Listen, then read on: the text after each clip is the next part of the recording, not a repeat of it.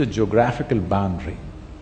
It is an idea that we must infuse into people's minds. It must burn as a pride in people's hearts. Then only there is a nation. If you just draw a pencil line on the map, it doesn't become a nation.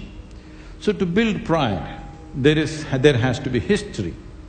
No nation has as much history as we have, but our children, when you were studying in school, you studied nothing to be proud of.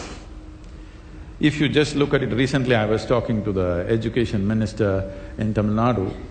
For example, everybody knows about Cambodia, Angkor Thom and Angkor Wat. These temples are the engineering marvels, even by today's standards, most incredible things that human beings can create. Tamil kings went there and built it.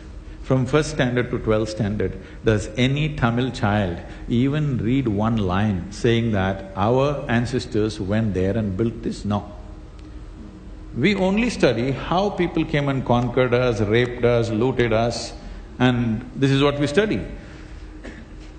A fourth standard child in Lebanon will know, fourth, fifth standard, those 3 years they study this, every one of them know Indian labor, Indian sculptors, Indian yogis and Indian elephants came to Lebanon 4,200 years ago and built the Baalbek temple, which is a phenomenal structure even today.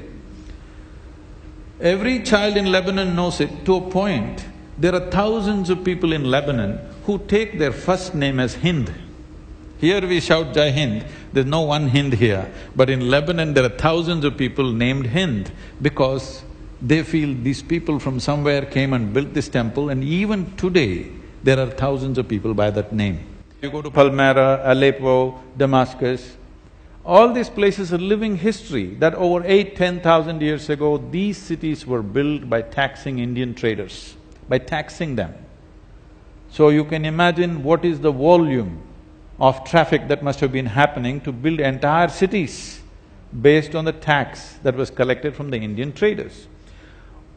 Ask any Indian child, have they read anything about it? No, nothing of pride. So, I must tell you this, I'm not saying this with pleasure, but today if the Western countries open up their visa regimes, I think 70% of the Indians will swim across the oceans and go away. So you're not running a nation, you're running an open prison. Nation is when I want to be here and make things happen, this is a nation. I want to run away because there's no other way I'm staying here, this is not a nation. If we want to make a nation, we have to build that pride. Pride will not suddenly drop upon us from the skies. We have to show our children what all great things we have done in the past. Okay, we have fallen here and there, but now it's once again time to bring back that glory. If we don't create that pride, if we don't create a sense of history in people's minds, particularly growing children and youth, how will you bring pride? First opportunity they get, they will leave the country. Going out of the country is not a bad thing. You go there to learn, you go to do business, you go there to do whatever. But are you running away from a horrible situation or are you going by choice? That is the question. I'm not saying nobody should go out, we have enough population to populate the entire world, so we can go out. Going out is not a crime, I'm saying we're escaping. Escape happens from a prison, not from a nation, isn't it? So this sense of escaping from the country, that should go away.